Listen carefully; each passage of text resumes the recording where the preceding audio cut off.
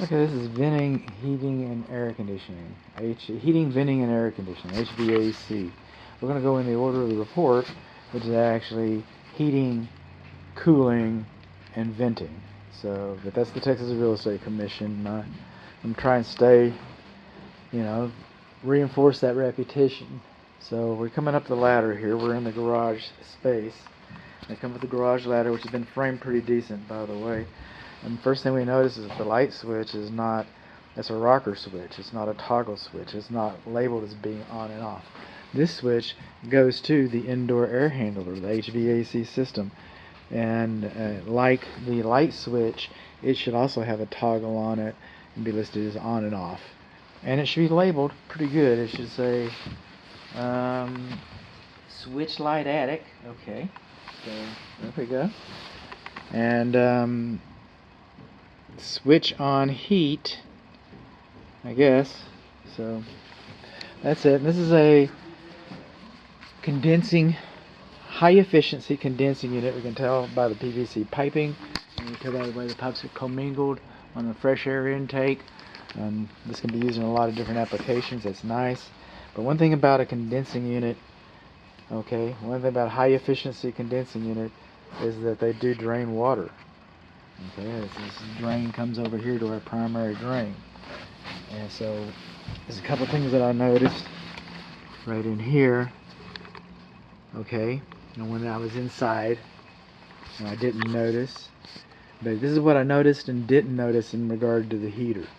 This drain, high efficiency condensate, okay, when the reason why you have this piping, it can be plastic, is because it extrapolates so much of the heat that it does exhaust carbon monoxide if you have an incomplete burn. But yes, it does exhaust, all right, but it doesn't eject a lot of heat. We've captured that heat. The byproduct of capturing that heat is it creates condensate. Okay, that's just the drain line right here. It's condensate drain line. That one, I don't see a P-trap for it. Okay, two, I don't see a neutralizing filter. So this highly acidic acid that's coming out of here goes down into here, and this is a sewer. This goes to your sewer pipes. So your sewer pipes are always going to experience being exposed to highly acidic condensate. Over the long term, that can't be good. Okay, you're going to have a problem while the house is under warranty. They'll probably get away with that. But will you get away with it? That's the one. They're long gone. If you got a problem with your drain pipes because of the acidic condensate, I don't know. Maybe that's on you. Now, because it does make water, because it does have a drain pipe, okay, it's supposed to have a drain pan. The pan is supposed to extend out past the unit. See how this pan extends past the evaporator coil over here? See, there's plenty of pan there. Come over here, we don't have any pan. Water drips off of this corner. Water drips down this tape. Water drips down. It's going to go to your ceiling. It's going to go to your ceiling. It's going to show up on your garage ceiling. I don't want water stains on my garage ceiling. Maybe, I don't know if you want water stains on your garage ceiling. So the pan is undersized. The pan is undersized. We do not have a condensate drain. Now watch this baby go. Whee! That's your gas pipe. You want your gas pipe jumping around like that? I don't want my gas pipe jumping around like that. Okay? This gas pipe needs to be better supported. I'm just saying. Whee! Think that's going to leak? I think it might. So, we've got a care and use manual up there, so that's fine. So, what did we learn? We learned our gas pipe's not properly supported. We do not have a condensate filter for our condensate. We learned that our pan is undersized. I'll go over the condensing unit, the evaporator coil. Excuse me, this is the evaporator coil over here. We got plenty of pan over here. Okay, this is wide angle. Is that as wide as we can get it? This is what's known as a shallow trap. You might want to look up Linux, see what their installation instructions are for the evaporator coil. Look up the Linux evaporator coil instructions. You might find this is what's known as a shallow trap. Why is it called a shallow trap? Because this pipe Same one that goes to the condensate. Check this out. So when it goes to condensate, this goes down to the sewer. Alright? So this shallow trap, when the air is being raked over these coils, and these coils are sucking all the heat out of the air and all the humidity out of the air. When this is running, that's fine. When it turns off, it all drops. All the moisture drops out of these coils. Goes to your primary drain line. Swoosh! Just like a Jamie Lee Curtis yogurt commercial. Swoosh! The first car follows the second car. What does that mean? It means that this is practically, if not, this is self-cleaning. Not self-cleaning, excuse me. Self-flushing. This is a self-flushing trap. Okay? The trap is supposed to be primed. It's supposed to keep water in here. Because where does this go? This goes to the sewer. So when the sewer gases come up here, if this is drained off, woo, first car follows the last, just like a roller coaster, leaves this open, then there's nothing to keep the sewer gas from coming up, collecting inside your evaporator coil. When this kicks back on, it gets distributed evenly throughout the structure. Now you probably won't notice it. You probably won't smell it. It'll be so diluted. But the acid from this line, the pathogens from this line, they all get a chance to come up here. We're trying to isolate that. This pipe right here is for cleaning out. Okay, this pipe should have a cap on it. This has already been primed. This is your trap, right? This is a vent pipe. It's supposed to be open. It's supposed to be open. I get it. There's your acid. There's your sewer. You're still supposed to have an open I get it. I don't make the rules up. I'm just a mockingbird. I'm telling you that you got a shallow trap. I'm telling you that you're missing a cap. That's what I'm telling you. I'm telling you that your pan is undersized. I'm telling you the gas pipe is not properly supported. I'm telling you that, yeah. And that you got the wrong kind of switch. Don't forget the switches. Are you through yet, bud? No, not quite. Not quite. I still got a few more things. Okay. This is your fresh air induction vent. This filter should be replaced on move-in so that you got a good baseline. Alright? Now this line is probably going to be a 4-inch filter. I'm not sure. Alright, this is your fresh air induction fan. And you'd think that this thing had a little filter in it, and you're right. And you'd also think that it wouldn't cost very much, and you'd be wrong. That little filter right there will cost you more than that big filter behind it. Alright? It's kind of like kids' tennis shoes. I don't know. But there it is. Alright, so we want that filter replaced on move-in because they're kind of expensive.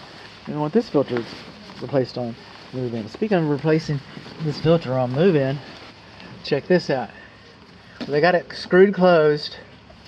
I don't understand what that's about. But I'm looking at these things.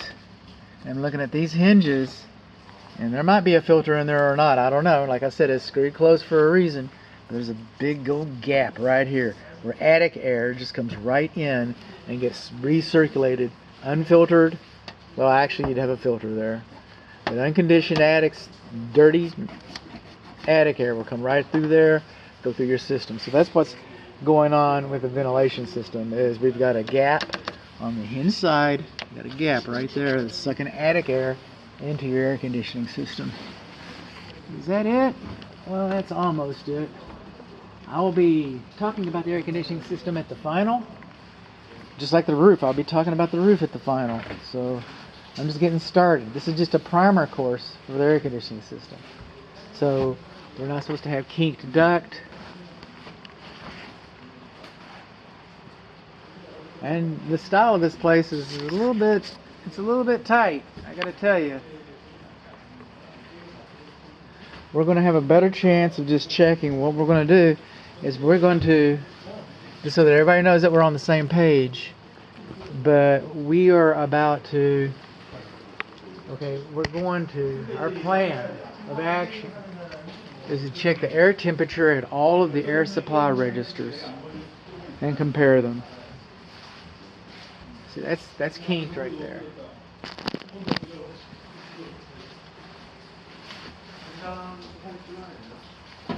And how do you get around that? I don't know. How do you make that better? I don't know that either.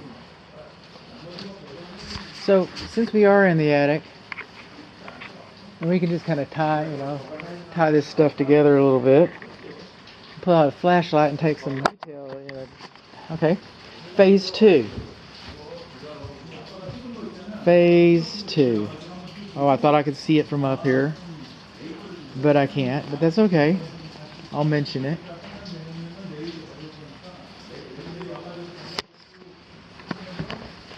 Now a break to give the builder some credit.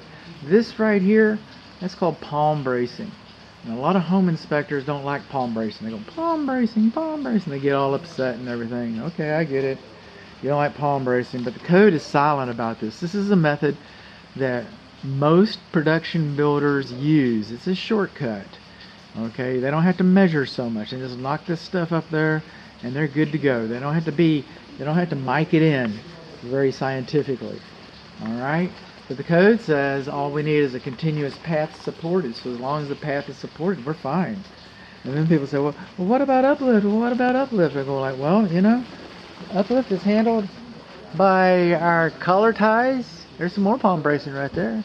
Our uplifting is by our purlins. That's our purlins. That handles the uplift.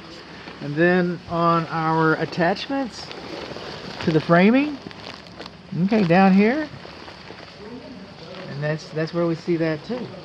Now what I'm not seeing, and it's nice when I see builders do this, they will check with your local code municipality, but I'm not seeing any hurricane straps. We don't have hurricanes here.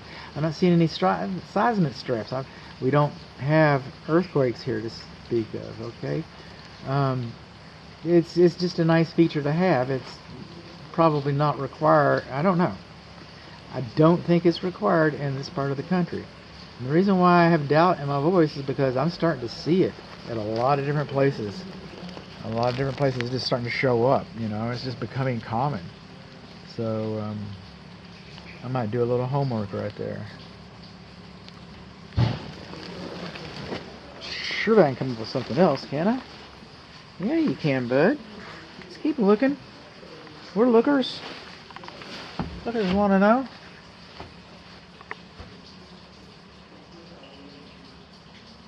See these 3 diagonal boards? One's held with 3 nails and 2 are held with 2 nails. Alright?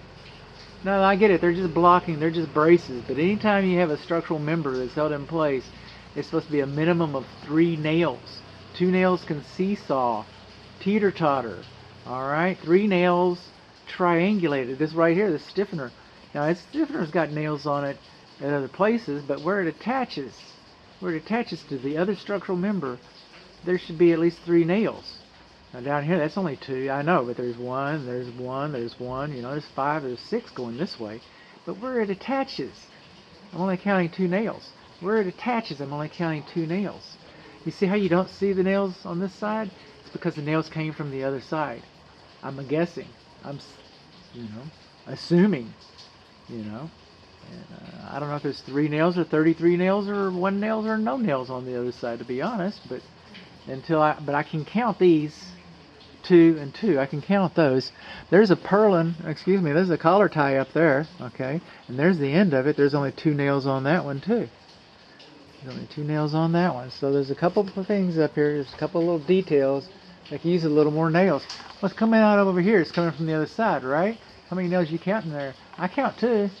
You count 2. You're supposed to have 3, right? Well, did they have one come from the other side? Sometimes they do. I can't tell if they did or not. What? Maybe I can. Well, there's 2 nails on that, but that's not the board. I just have some suspicions right here that this hip ridge northwest, you see the house faces east, okay, northeast hip ridge over the garage, okay, it doesn't look like it's fastened very well, just saying.